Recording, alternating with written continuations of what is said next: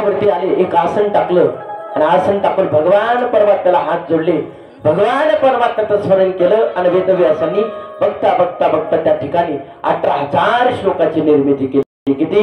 1000 नाही, 2000 नाही, 18,000 श्लोकाची निर्मिती वेदव्यासजी महाराजांनी भगवान परमात्म्याच्या चिंतनाने त्या ठिकाणी केलेली आहे. आणि भागवत नावाचा ग्रंथ त्या ठिकाणी वेदव्यासजी महाराजांनी प्रगट केला. 18,000 श्लोकाची उत्पत्ती केली. पण आता वेदव्यासजी महाराज पुन्हा विचार करतात, भागवत नावाचा ग्रंथ प्रगट झाला, याची उत्पत्ती झाली, आता हा भागवत नावाचा ग्रंथ मी देऊ कोणाला? या भागवत ग्रंथाचा खरा जर अधिकारी जर कोण असेल तर माझा मुलगा शुकदेव आहे. आणि जन्माला आल्याबरोबर माझा मुलगा कुठं निघून गेला? वनामध्ये निघून गेला. कारण ज्ञान सहजासहजी बऱ्याच लोकांना पचवत नाही आहे. ज्ञान पचवण्याकरता सुद्धा माणसाला ताकद लागते. असं वेदव्यासाने विचार केला, 18,000 श्लोकाचा हा ग्रंथ मी या ठिकाणी प्रगट केला खरा आहे, पण आता हा भागवत मी देऊ कोणाला? या 18,000 श्लोकाचं ज्ञान मी द्यायचं कोणाला? याचा खरा जर अधिकारी जर कोणाला असेल तर माझा मुलगा शुकदेव आहे.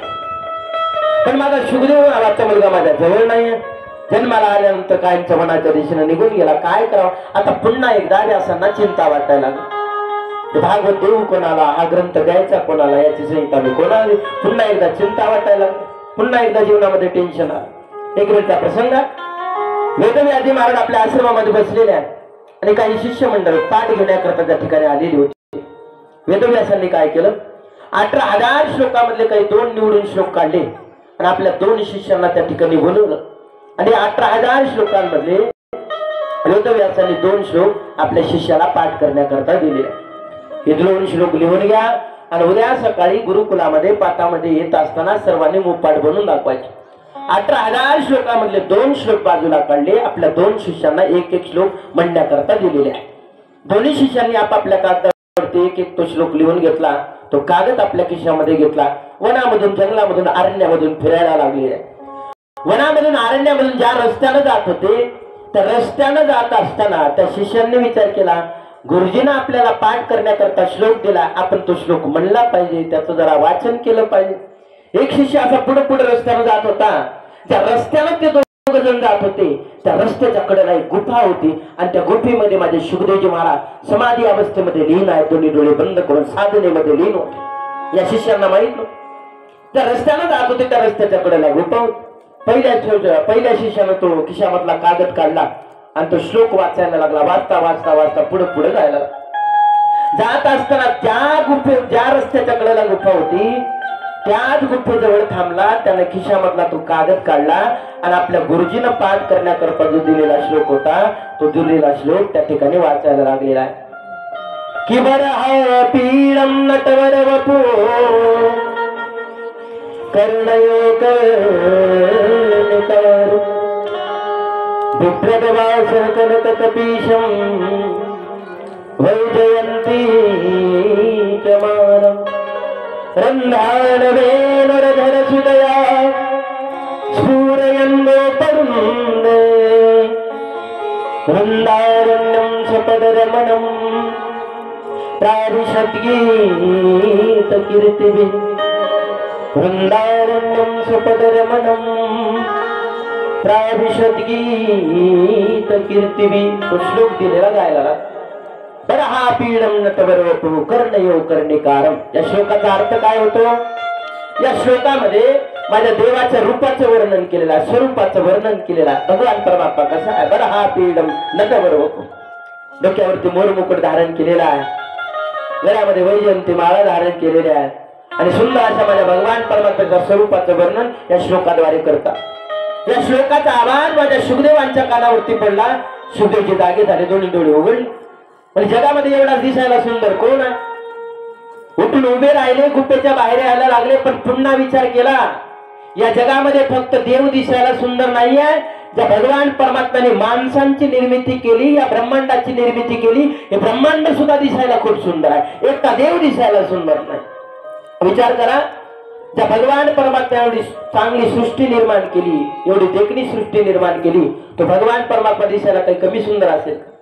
नाम तुम्हारा तारनहारा, नाम तुम्हारा तारनहारा, कब तेरा दर्शन होगा,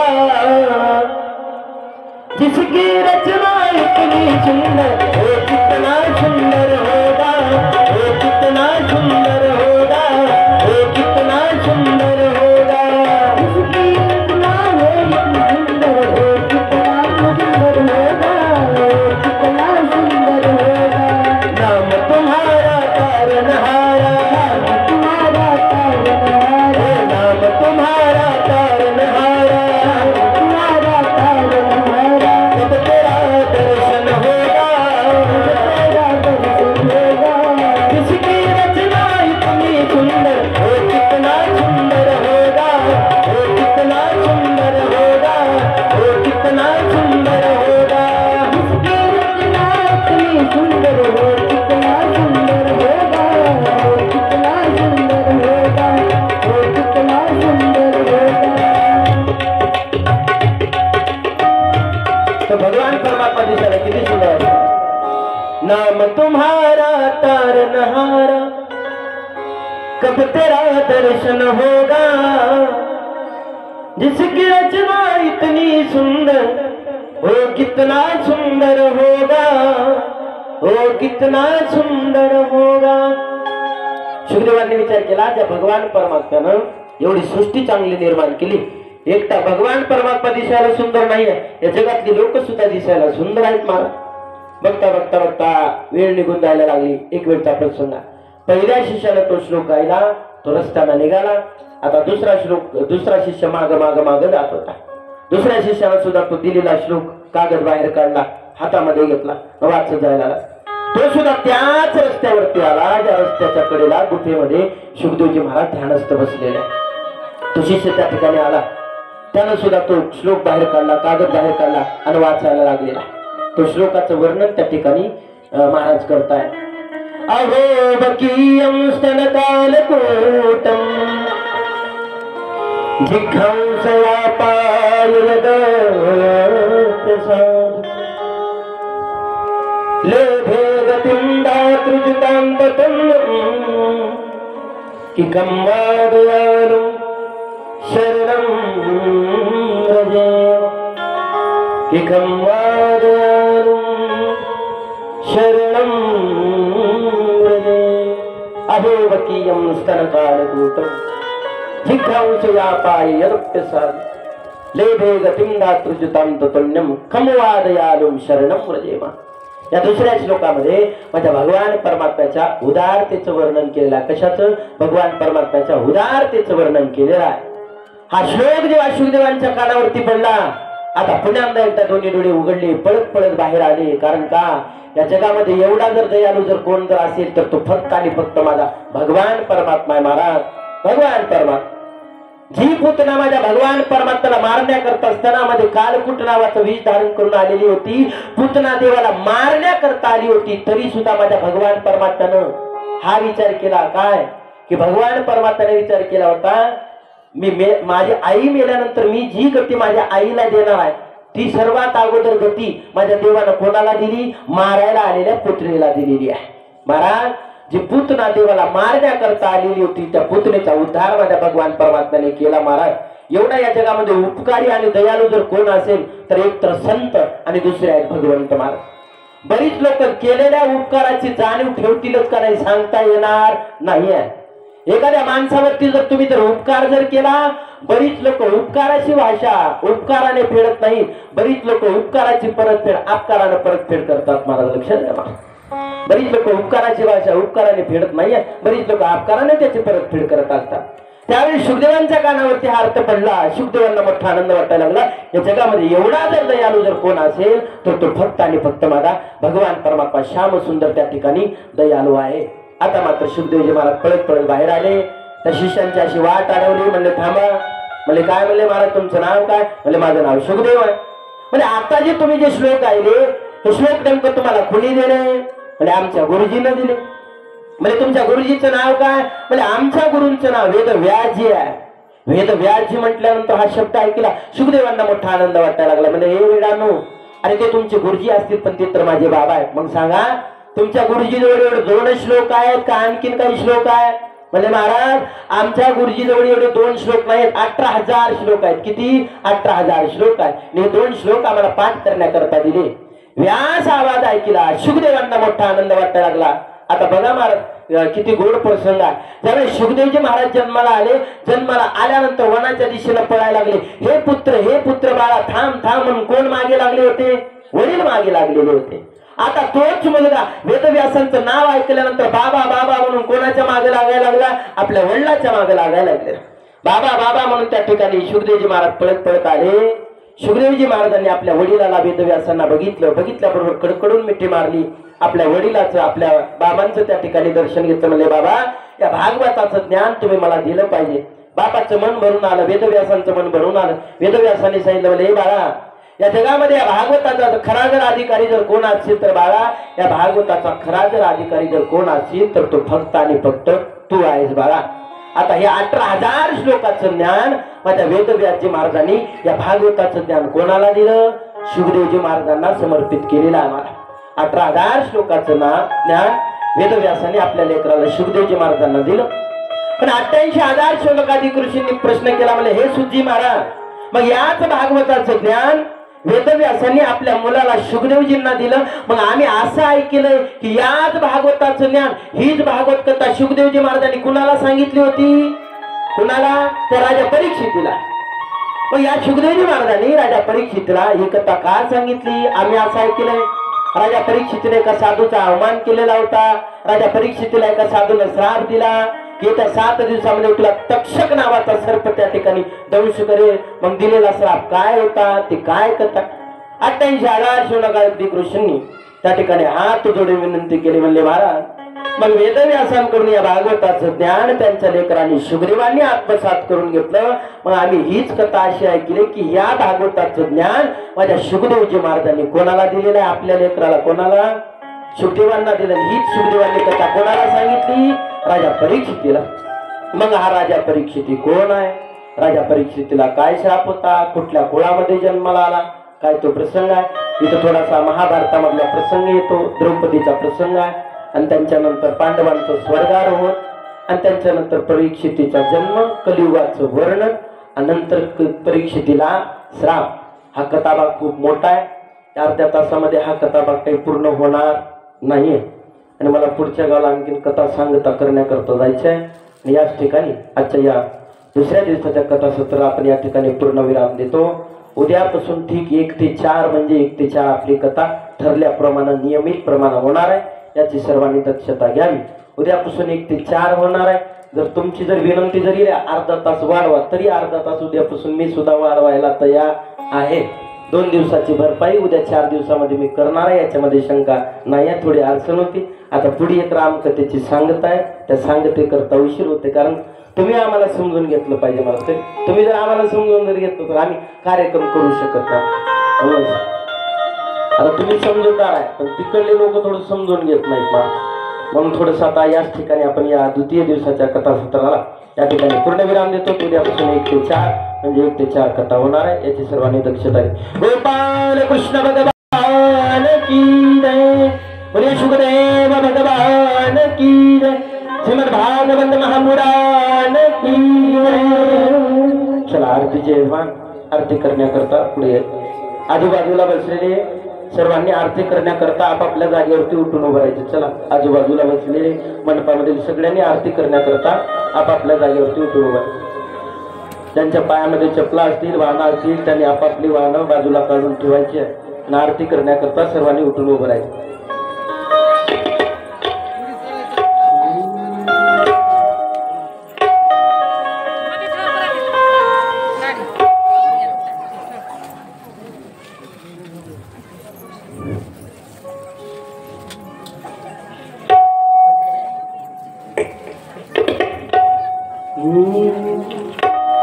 कर्पूर गौरम करुणावतारम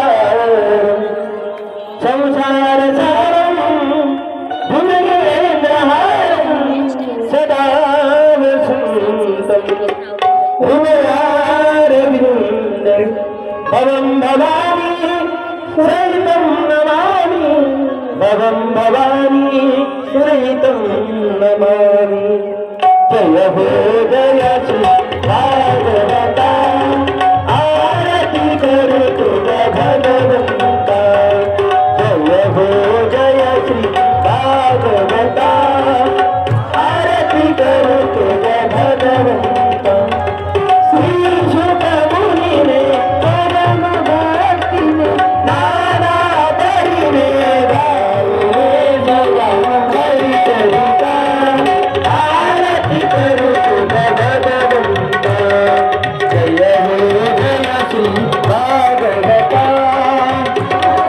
करू तुझ्या भगवंता योग करू तुझ्या भगवंता साधन सेवे सोचर आत्माराम मुनी सकळ सेवुनी धारी जन सुकळ हरी हरी हरी हरी दीपकता आरती करू तुझ्या भगवंता जय हो जय श्री भागवता आरती करू तुझ्या भगवंता हे तुझ्या संजीवनी सारथ हरी गुणगायनी शास्त्र पुराणी मुकुटमणी परम प्रेम अमृत जननी सहज सेविका कालिक भक्ता उदार दाता जगतारे राजा आरती करू तुझ्या भगवंता जय हो जय श्री भागवता आरती करू तुझ्या भगवंता ब्रह्मते हनुमान चतुरथ द्वादश सोपाने युक्त निर्मल भक्ति जने भरित हरे हरि हंस चित्त लोक सुधरे संत विजरे हे अनुरमणे भार पलु रस पीता आरती करू तुझ्या भगवंता जय श्री भागवता आरती करू तुझ्या भगवंता व्यापार महिमा ग्रंथाचा भगवे रागो नालाचा जानकी कीर्तन कारांचा देवा कविवर संताचा जनमोदाचा जयंतनेचा कालसकरिता जयंतरीचा अमरता आरती करू तुझ्या भगवंता जय हो जय श्री भागवता आरती करू तुझ्या भगवंता बंधन देहाची कृष्ण गीते रे मनपूर्ण अनन्य होताया शरण कथित करे जन्म मरण पिता पदानी विनय शांती कृष्ण पदे हो माता आरती करू तुझ्या भगवंता जय हो जय श्री भागवता आरती करू तुझ्या भगवंता दलिल तांगल मंदिर करुणा गुणाद पांडुर पुजले तने अलंकुर अनंत गुरुर बाहु हारू मनरे तने माता पिता तने तने वंदे जगत तने तने विद्या निरम तने तने हरे राम राम राम राम हरे हरे हरे कृष्ण कृष्ण कृष्ण हरे हरे हरे राम राम राम हरे हरे हरे कृष्ण कृष्ण कृष्ण हरे पुंडरीक वरदारी विठ्ठल श्री ज्ञानदेव तुकार पंढरीनाथ भगवान गोपाल कृष्ण भगवान की जय श्रीमद् भागवत महापुराण की जय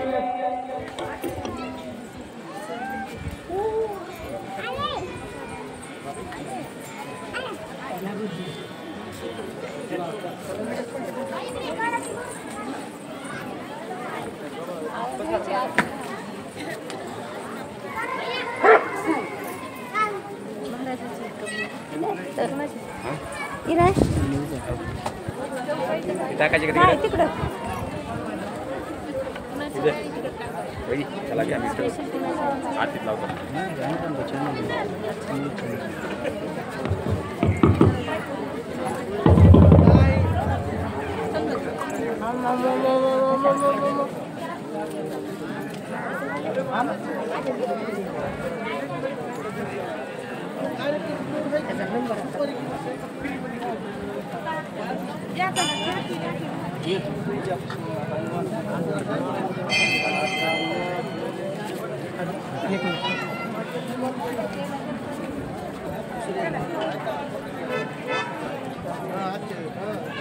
राम